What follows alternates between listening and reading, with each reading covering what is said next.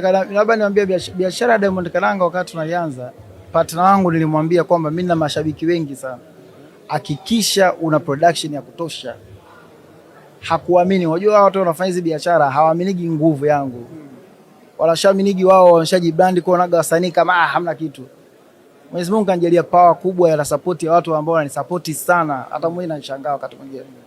Nikamwambia kama sisi tuna mashabiki wengi, watu wanatuunga mkono wengi, wanatupenda wengi, kwa hiyo bidhaa itatakwa sana. Hakikisha una production ya kutosha. Akasema sawa, haina shida. Yeye mwenyewe akaweka production kiwango ambacho alichokuwa nayo, ambacho kipikia tuko tunafanya box 4000 kwa siku. Tulipotangaza Diamond Karanga, impact ikawa kubwa, mauzo yakawa makubwa, ikawa zinaisha. Sasa zinavyoisha, ikawa demand inatuzidi sisi kwenye production. Yaani demand ni kubwa kuliko production. Alafu nakuta mara sukari haipatikani, maana nini? Kwa sasa watu wakiwa wanataka bidhaa ipatikane, mtu anaenda kuna time anafika na susa. Okay. Yaani hilo ndio lilotokea, watu hawajui.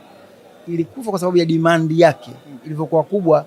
Sasa mtu unakuta sasa kuna kipindi nilipata malalamiko, yule mtu aliyoingia naye ushirika alikuwa sasa Diamond Karanga mtu akitaka anamwambia yani zikawa kama deal tena, ili nikuzie Diamond Karanga nunua na bidhaa yangu nyingine. Kwa sababu nilishirikiana na mtu ambaye alikuwa na kiwanda cha kufanya bidhaa zingine.